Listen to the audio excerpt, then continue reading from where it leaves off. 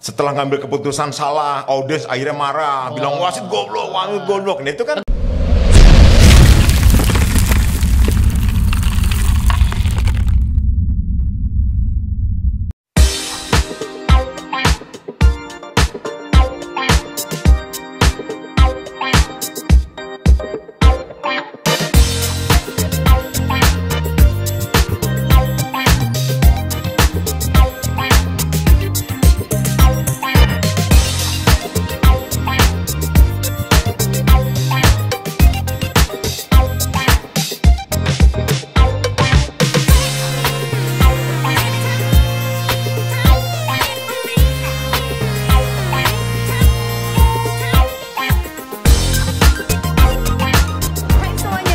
nonton video kita tanding di OS TV.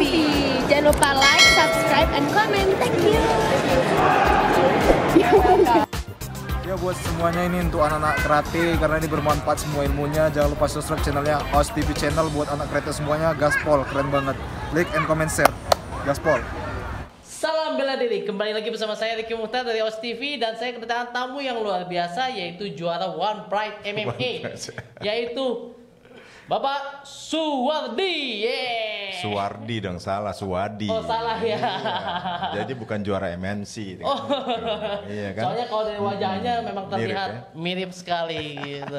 Iya. Oke, jadi yang saya undang saat ini adalah Bapak Suwadi, anggota seksi perwasitan PB Porki. Luar biasa. Nah, Pak, ini banyak sekali pertanyaan dari teman-teman tuh sebenarnya bagaimana sih menjadi wasit karate itu dan kriterianya seperti apa? Mungkin bisa dijabarkan satu persatu ya. Oke. Jadi wasit itu sebetulnya mudah dan tidak mudah, gitu ya. Mudah pada saat ujian, kemungkinan mudah mengisi, mudah apa. Tapi pada saat praktek di lapangan itu yang tidak mudah. Karena di sini Ketua Dewan Wasit mengatakan bahwa jujur dan profesional. Jujur dan profesional itulah yang harus kita ikuti aturan main daripada wasit sebagai pemimpin, boleh dikatakan pengadil di lapangan. Pengadil adalah betul-betul harus adil gitu. Masuk bilang masuk, tidak bilang tidak. Nah, sulitnya di situ. Nah, untuk masalah kita mimpin itu kan dibantu oleh juri, ya kan? Dibantu oleh juri. Juri minimal 2 bendera itu kita harus yame. Itulah yang harus kita ambil pada saat detik-detik itu. Itu yang kita dapat jabarkan.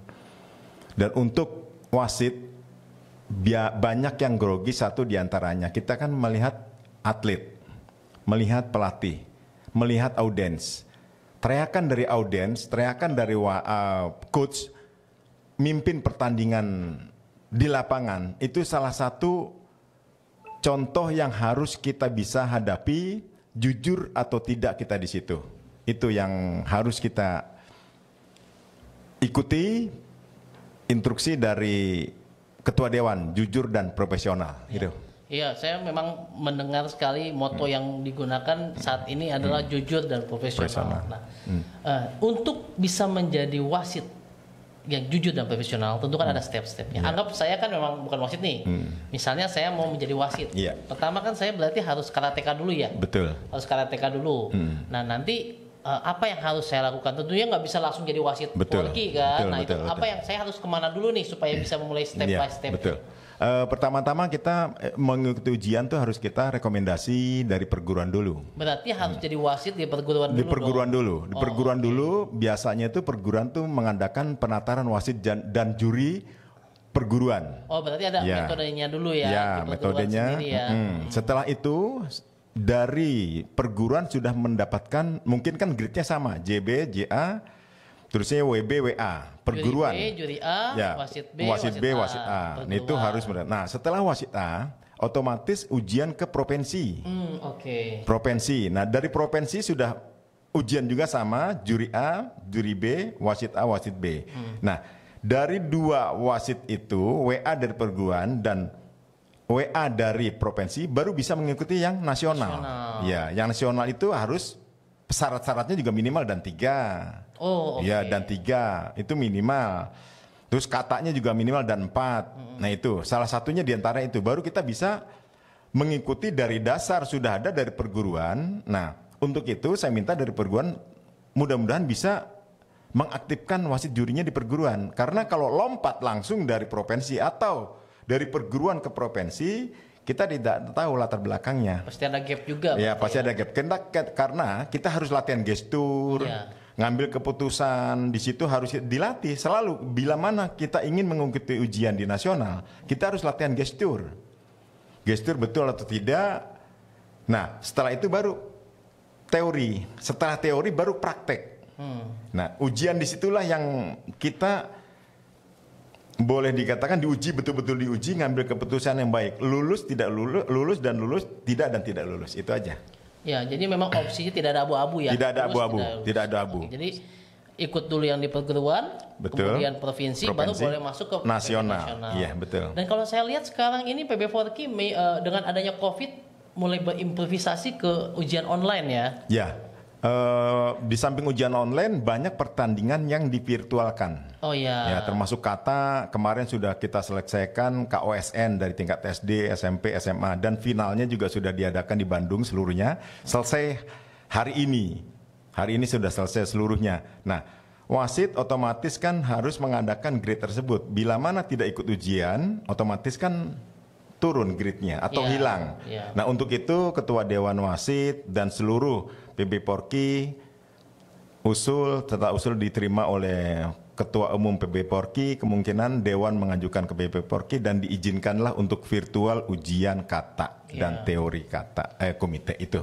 Karena kalau saya lihat di Federasi Karate Dunia atau World Karate Federation itu sudah mulai melakukan itu ya, di mana akreditasi sudah mulai online untuk pelatih. Betul. Nah, kira-kira dibandingkan dengan konvensional offline atau misalnya kita datang, apa yang membedakan di online ini? Online itu sebetulnya virtual ini sebetulnya keuntungan bagi seluruh wasit. Satu keuntungannya kenapa? Kita tidak mengeluarkan biaya banyak. Nah, satu misalnya hotel, terus biaya transportasi, uang makan itu kan harus kita ditanggung oleh peserta ujian. Kalau ini kan hanya satu saja bayar, setelah itu ngirim video, dinilai oleh Dewan Wasit. Nah, itu keuntungannya di situ. Jadi tidak mengeluarkan lebih dari setengah biaya ujian. Oh iya. Karena kalau misalnya kita ikut nih ujian anggap di Jakarta. Yang peserta yang dari Manado, dari Aceh itu semua harus terbang. Harus terbang ke Jakarta. Ikut pelatihan. Dan belum tentu lulus. Belum tentu lulus. Dan itu juga bukan 1 hari 2 hari, minimal itu 7 hari. 7 hari. Jadi kan pertama registrasi. Keduanya langsung ikut teori dan teori. Ketiganya praktek. Keempatnya menunggu pengumuman. Nunggu pun harus di situ. Nunggu harus di situ dan harus biaya sendiri dari makan apa segalanya tuh minimal 5 hari lah itu untuk biaya hotel dan transportasi akomodasi. Itu. Ya memang berarti dengan adanya virtual ujian wasit ini banyak membantu mereka sebetulnya membantu. Istilahnya atau mereka juga bisa dari tempatnya. Anggap mereka pun sebenarnya masih bekerja work from home sambil ikut belajar teorinya pada saat ujian prakteknya kan mereka nggak perlu online juga karena video udah dikirim konsepnya pengiriman video paling ujian teorinya aja yang ujian teori saja yang langsung kan otomatis dinilai oleh Dewan juga. Dewan langsung menilai itu. Langsung ya. Hasilnya bisa langsung. Bahkan sertifikatnya pun informasi dari ketua panitia bisa langsung dikirim. Tapi kan kita nunggu jeda waktu dulu. Mungkin ada nama salah atau apa salah kita bisa koreksi. Pengecekan ulang. Betul. Jadi memang kalau saya lihat dengan ada virtual ini banyak mempersingkat proses yang sebelumnya panjang 7 hari itu 7 hari bisa cuman 2 hari atau 3 hari. Luar biasa sih. Ini kayaknya perlu rutin baik pada saat kondisi pandemik maupun tidak pandemik. Kayaknya hal-hal seperti ini perlu kita lakukan ke depan karena betul. Semakin banyak wasit yang dapat berpartisipasi dengan effort yang lebih sedikit, betul. Nah, sekarang saya mau nanya hal yang menarik nih tentang perwasitan. Tentu di perwasitan pernah mengalami entah mungkin waktu dulu ini kita yang dulu aja lah, kita bicara dulu lah. Pernah nggak misalnya mengambil suatu keputusan yang salah, terus kan kemudian ada impactnya apa nih akhirnya? Tapi kan kalau dulu kan wajar, mungkin sekarang enggak lah ya. Dulu awal-awal junior, karena ini saya ingin memotivasi juga bagi peserta-peserta yang lain yang mungkin ingin menjadi wasit tapi takut salah gitu kan, karena kan yang merasakan dampaknya langsung atletnya. Nah itu gimana Pak? Pertama-tama kita harus bila mana ingin menjadi wasit harus betul-betul melihat, jangan melihat A, jangan melihat B. kita sudah menjadi wasit itu adalah duduk di porki. Jadi hati kita tuh di forky, mimpin. Jadi tidak melihat perguruan, tidak melihat daerah, tidak melihat itu atletnya itu tetangga kita, tidak melihat itu atletnya adiknya pacar kita, gitu kan, bisa aja. Nah itu nggak usah melihat gitu. Melihat cantik wajahnya sebetulnya nggak perlu itu.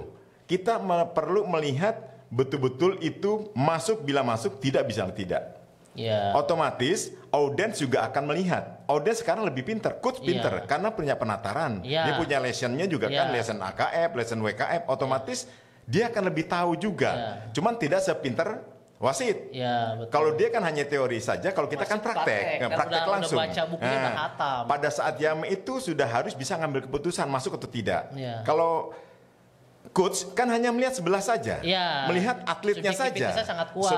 Tapi lihat yang sebelahnya kan tidak. Kalau wasit kan setengah dunia kasar itu kita lihat. Nah, masuk tidak masuk, bila mana wasit curang itu otomatis audiens kan akan menilai. Apalagi sekarang banyak yang memvideokan pertandingan. Nah, videokan pertandingan itu mempermudah untuk memprotes, mempermudah untuk protes. Tapi keputusan tidak bisa diprotes, itu ya. Nah, justru di situ dulu, pada saat dulu kan susah. Banyak juga wasit boleh dikatakan yang berat sebelah misalnya kan, setelah ngambil keputusan salah, audiens akhirnya marah, bilang wasit goblok, wasit goblok. Nah itu kan tegang. Nah itulah salah satu cambuk untuk wasit sekarang ini, bagaimana supaya kita tidak curang. Nah itulah profesional, kejujuran itu di situ. Penting. Kalau kita mau jujur, ngambil keputusan yang baik, ngambil keputusan yang benar, baik dan benar itu ada salah satu. Kalau baik kan belum tentu benar. Baik dan benar itulah harus ngambil keputusan yang betul-betul masuk. Kalau ngambil keputusan masuk dan tidak masuk itu betul-betul audiens dan pelatih dan wasit kontestannya betul-betul puas, otomatis audiens tidak marah, coach tidak marah, atlet pun mainnya akan bagus bila mana wasit ngambil keputusan yang baik. Salah satu contoh, atlet tebak-tebuk, kok saya nggak diambil-ambil nih, kok saya nggak diambil-ambil, wah gimana? Akhirnya dia brutal. Tapi kalau pada saat pengambilan keputusan yang betul masuk, otomatis teknik dia akan lebih bagus lagi masuknya. Kalau amburadul nggak diambil, akhirnya kontestan akan berpikir, kok saya begini nggak diambil, kok saya begitu nggak diambil, bagaimana ini caranya harus supaya bisa masuk. Tapi pada saat masuk pukulan kontak, itu dibilang kontak. Paham. Nah, jadinya otomatis atlet dua ini bingung, bagaimana caranya saya juga masuk. Kan 6 kriteria kalau belum masuk. Nah, kalau pukul cedera baru dibilang pelanggaran. Tapi kalau masuk betul-betul masuk tidak suka diambil. Nah, itulah yang atlet, pelatih, audiens akan kecewa dengan kepemimpinan wasit itu. Nah, makanya wasit harus betul-betul ngambil keputusan yang memang betul-betul. Juri juga harus betul-betul membantu wasit. Nah, referee istilahnya juri itu kan bantu wasit, gitu. Juri bantu wasit. Nah, pelanggaran ya bilang pelanggaran sekarang sudah tidak ada. Juri bilang pelanggaran hanya wasit yang lebih tahu. Di situ. Kadang-kadang wasit, ya boleh katakan sampai dibilang goblok. Sebetulnya untuk dirinya dia sendiri. Kamu mimpin sudah baik atau belum? Kalau mimpin sudah baik, otomatis audiens, pelatih dan atlet akan ngambil baik, gitu. Memang luar biasa ya tantangannya yang luar biasa, tidak semudah orang tonton. Tidak semudah lo kok udah masuk gak diambil. Anda masih mau jadi wasit? Betul. Coba bayangkan waktu yang lalu, bola aqua, bangku terlempar, bangku juga sih ya, sampai marah bangku dilempar, bahkan ada juga yang pelatih diskor karena lempar bangku waktu ada PON di Riau. Sebetulnya itu tidak boleh kan, tidak layak lah, sebetulnya tidak bagus seorang pelatih atau atlet melempar bangku gitu. Sebetulnya itulah wasit juga bisa kecewa. Wasit juga manusia. Nah, wasit juga manusia. Wasit juga bisa kecewa. Kok lu begitu sama gue? Kok kasarnya kan gitu kan. Jadinya wasit juga bisa, kamu nih ya. Akhirnya misunderstanding deh tuh ngambil keputusannya akhirnya gitu. Wasit gitu. juga kan, walaupun kita harus profesional, harus tetap tenang menghadapi itu, tapi kalau udah diganggu gitu kan otomatis gitu loh. Otomatis namanya manusia kan gitu. Jadi akhirnya ngambil keputusan ya sebetulnya harus prinsip. apapun yang terjadi, apapun yang ada cemoan-cemoan wasit harus betul-betul ngambil keputusan yang baik. Itu adalah wasit yang memang betul-betul yang profesional. Kalau yang masih amatiran ya itu diteriakin sedikit aja udah berat sebelah. Iya, berat sebelah. Begitu bingung gitu lah. Juri-juri juga gitu. Makanya saya selalu mengatakan di tengah itu kita duduk di forky, bukan di perguruan, bukan di daerah. Atlet-atlet kita ini akan bakalan untuk ke internasional. Iya, betul sekali. Harus betul-betul ngambil keputusan yang baik, yang betul-betul tekniknya bagus, ambil. Kalau yang nggak bagus ya jangan ambil. Kenapa? Kalau kita boleh dikatakan, ya sama juga buah lah, manis diimbu dengan manis pohon kan beda. Nah, salah satu diantaranya itu. Kalau yang ambil keputusan baik, otomatis atlet itu akan baik terus. Sampai ketika internasional juga akan bagus gitu. Ya, memang pentingnya peran wasit ini karena menentukan atlet-atlet yang terpilih ya. Betul. Yang ujungnya akan mewakili Indonesia. Dan harapan kita mengibarkan bendera merah putih. Iya, betul. Iya, betul. Iya. Wow, luar biasa ilmunya nih Pak Suwardi. Pak Suwardi. Iya. Nanti mungkin karena belum makan mungkin. Iya, kayak belum makan nih kayaknya. Oke, sekian dulu mungkin perbincangan kita. Nanti mungkin kita akan lanjut lagi dengan tokoh-tokoh lainnya. Oke. Sekian saja dari OS TV. Stay safe and healthy. OS.